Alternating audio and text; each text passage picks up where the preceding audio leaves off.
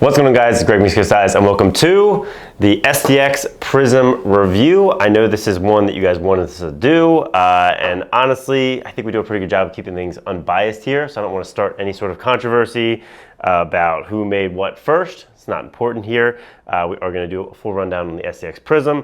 Do want to first say, obviously, we have the Ion, our own clear head. We released it about 2 years ago. We were not, and don't claim to be, the first clear head in Lacrosse, but I think we did a lot for bringing it up to a playable level from what was essentially the edge ice. And that brings us to the current day STX Prism. So we've got two colors. I do want to give a big shout out to Lacrosse Unlimited for sending these over to review. They're sponsoring a lot of our reviews coming up, including the Evo V gloves and the STX Exit, not the dual exit, it's just the exit. Just the exit. So, and we just did a Mark II or Mark III V review. So if you want to watch that, you can go watch that as well. Here's the Prism. We've got two colors here, clear and slime. I will say about the slime, it is extremely bright. It's not clear so much, it's like opaque, but it does have a good like glow to it, and it's a very bright neon green. So these are 120 bucks, which is the same price as the Ion and the Mark III V, so that like elevated unstrung pricing. And I've got one strung up here as well in the clear. So the clear is very clear. It's not opaque like the slime. It's got a very similar look to the Ion. They're both totally translucent, a lot of gloss finishes. They have a cool iridium kind of clearish medallion and ball stop, which I think was a really good idea. I really like those touches.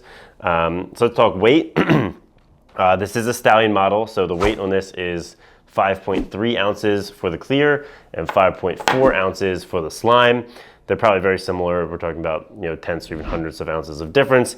I will say that that is pretty heavy, like over what people are looking for. The Ion's like 4.4 ounces, and even the Stallion 1K, which is what's kind of modeled after, is 4.8 ounces. So you're definitely not getting a lighter head out of this, and I think most people's reaction initially is it's a pretty thick head.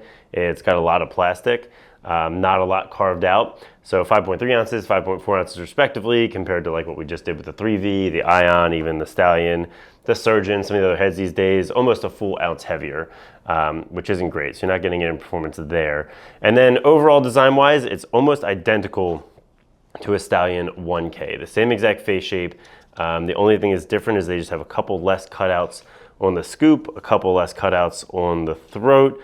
The struts are a little less pointed. They filled in this top window a little bit, but for the most part, it is identical to a Stallion 1K, which I think was their intention. So anyone who uses a Stallion could go right to the Stallion Prism. I will say stiffness-wise, it does feel a little bit less stiff. So again, I'm trying to be unbiased here, but if you're looking at just the performance of the head, this is heavier and less stiff than a Stallion 1K, but it's clear. So you're not getting much performance jump over, you know, its counterpart in regular, what do they call this plastic? Enduraform plastic. So then looking at the other features, they have speed scoop. It's a lot less deep than the Stallion 1K speed scoop, I think, to bring up durability, but it does have a little bit of lip there, but not really too much. And then looking at string holes, there's only 16 on this head. There's also only 16 on the Stallion 1K. It's not my favorite. Most heads have 20. String King heads have like 29 or 27. It just doesn't give you quite as many options. This is nitpicking. I was able to string a really great pocket in it, obviously. Looks really solid, just gives you a little less flexibility. And then another stringer nitpicky thing, I've said this since the Stallion 700, and other people have as well, it's not just me.